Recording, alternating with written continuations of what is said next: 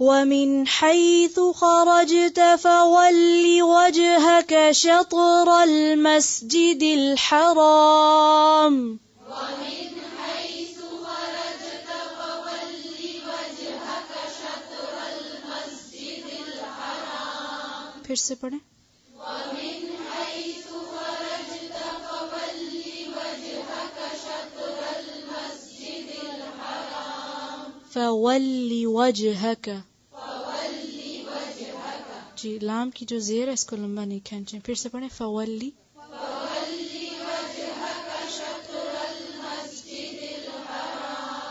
وَإِنَّهُ لَلْحَقُّ مِنْ رَبِّكَ.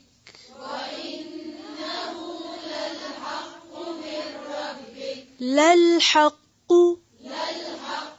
اس کو لَلْحَقُّ نہیں پڑھنا. ٹھیک ہے.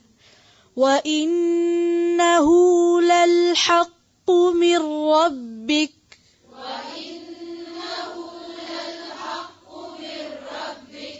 وَمَا اللَّهُ بِغَافِلٍ عَمَّا تَعْمَلُونَ.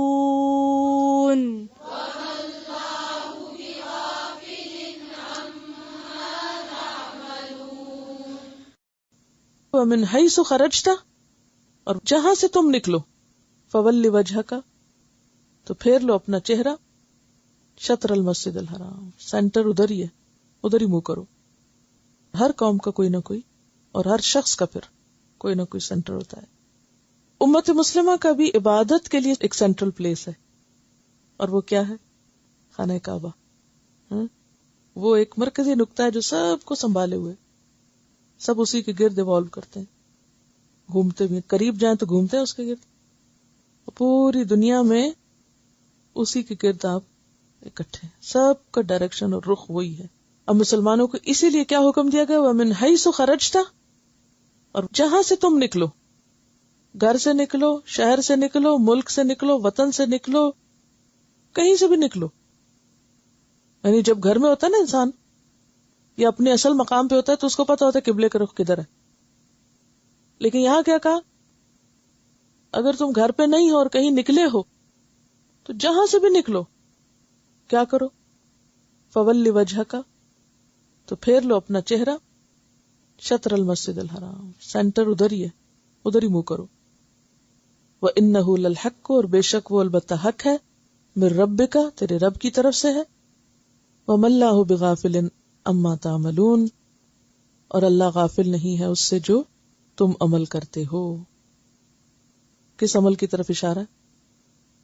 یعنی تمہارا سینٹر آف لائف کیا ہے اور تم عبادت میں رخ کس کی طرف کر رہے ہو. وَمِنْ حَيْثُ خَرَجْتَ فَوَلِّ وَجْهَكَ شَطْرَ الْمَسْجِدِ الْحَرَامِ.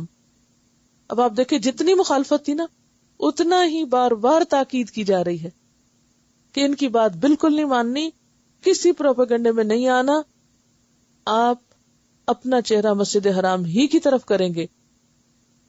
فَوَلِّ وَجْهَكَ شَطْرَ الْمَسْجِدِ الْحَرَامِ وَإِنَّهُ لَلْحَقُّ مِن رَبِّكَ یہ بات بالکل سچ ہے تیرے رب کی طرف سے ہے.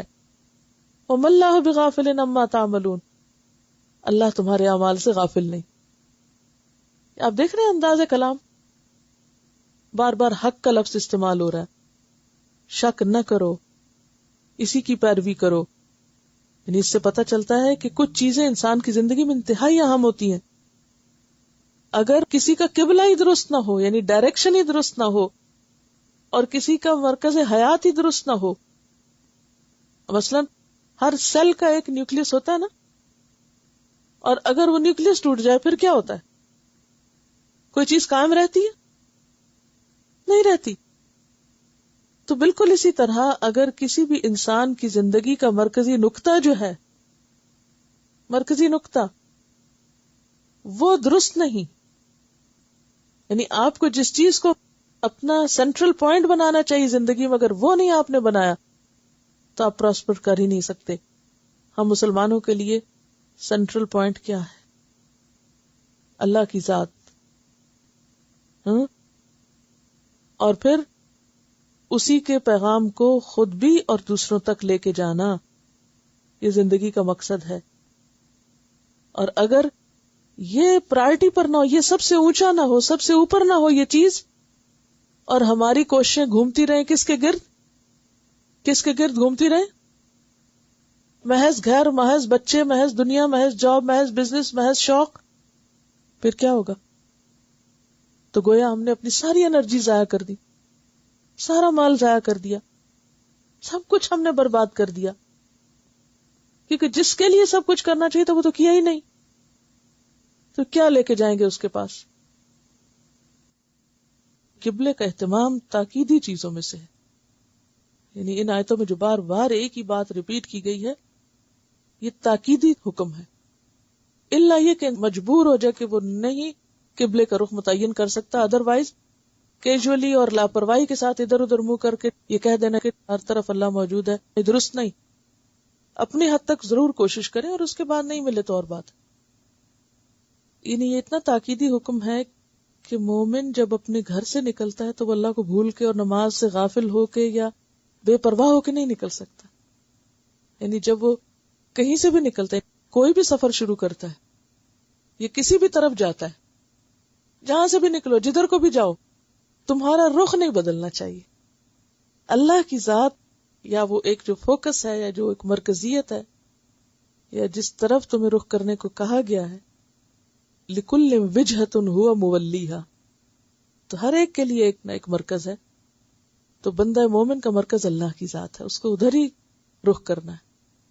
وہ بازار میں ہو، وہ کاروبار میں، وہ کہیں بھی ہو، کسی بھی جگہ ہو، وہ دنیا کے کسی بھی گوشے، وہ سمندر میں ہو، وہ ہوا میں ہو، فضا میں ہو، اس کا رخ ادھر ہی ہوگا. تو یہ اصل میں جو کعبہ ہے بیسیکلی تمام مسلمانوں کو یونائٹ کرنے کے لیے، اس کا جو بنیادی غرض ہے، اور اس کو سمبلائز کیا گیا اللہ کے گھر سے. یہ اللہ کا گھر ہے. یعنی انسان اپنی فطرت کے لحاظ سے مجبور ہے نا کہ وہ کسی بھی چیز کو اپنا ایک مرکز یا اپنا ایک نقطہ نظر یا اپنی نگاہ کے لیے ایک فوکس بنائے، یعنی نیوکلس بنائے جسے کہتے ہیں نا. اس کے بغیر تو وہ ٹوٹ جاتا ہے، بکھر جاتا ہے. سروائیول کے لیے نیوکلس کا ہونا ضروری ہے. تو بحیثیت امت مسلمہ کے فرد کے تمہارا سروائیول اس قبلے کو فوکس کرنے میں، سینٹر میں رکھنے میں.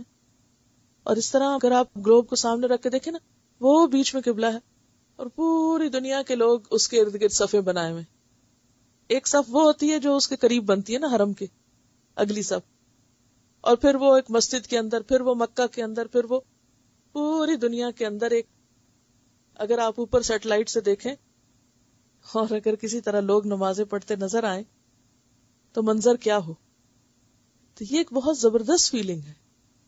اس لیے اس کی اتنی تاکید ہے کہ نہیں، اگر تم نے منہ ادھر پھیر لیا اور ادھر پھیر لیا تو اس سے کیا ہوگا؟ توحید اتحاد کو جنم دیتا ہے. توحید سے، وننس سے اتحاد آتا ہے، یونٹی آتی ہے. اور اگر مرکز بدل گئے تمہارے تو توحید بھی باقی نہ رہے گی اور اتحاد ختم ہو جائے گا.